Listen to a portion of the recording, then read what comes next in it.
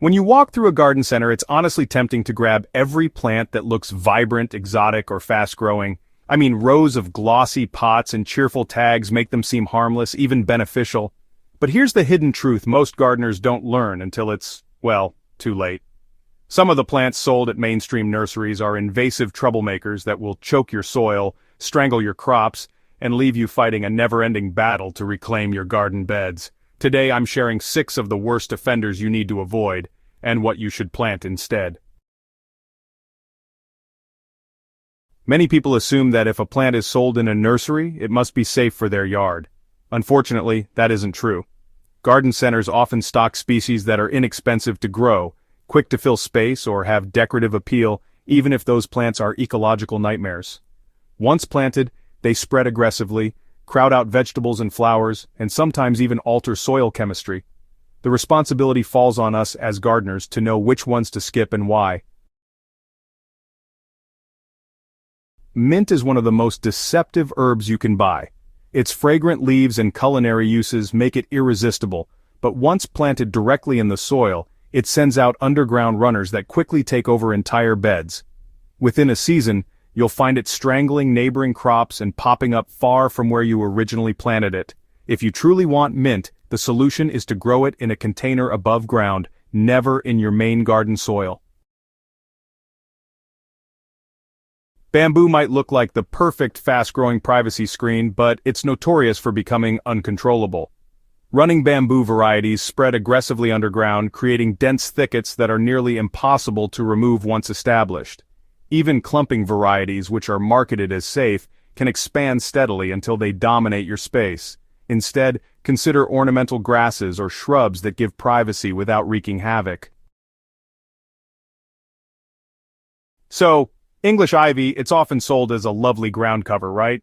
But here's the thing, it doesn't just stop at covering the ground. It climbs trees, fences, and walls, and it often ends up suffocating the plants it latches onto.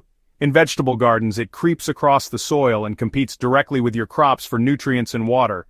If you're looking for living ground cover, you might want to try clover instead.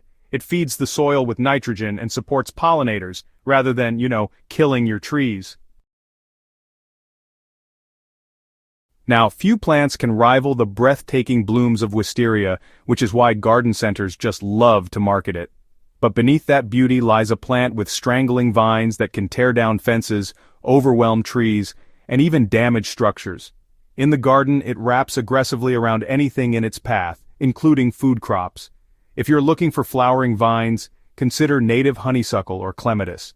They bring beauty without the destruction. Blackberries may sound like a sweet addition to your garden, but the Himalayan blackberry is an invasive species that doesn't know how to stay put. Its thorny canes spread quickly, rooting wherever they touch the ground.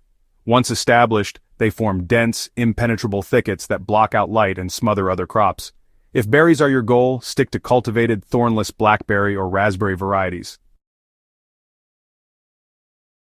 Often sold for its striking purple flowers, purple loosestrife is one of the most destructive invasive plants you can bring home. It spreads aggressively in moist soils, disrupting waterways and wetlands, and in the garden it quickly dominates beds, starving out vegetables and ornamentals alike. Safer alternatives include native wildflowers like bee balm or coneflower, which bring the same vibrant color but support biodiversity rather than destroy it.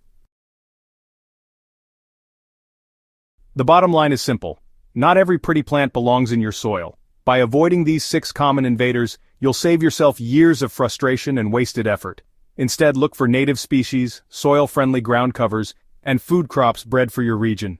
Healthy gardens are built on balance, and every plant you introduce should contribute rather than compete. If this guide helped you avoid a costly gardening mistake, don't forget to subscribe to Botanical Bliss for more no-nonsense gardening advice. And share this video with a fellow gardener so they don't fall into the invasive plant trap either.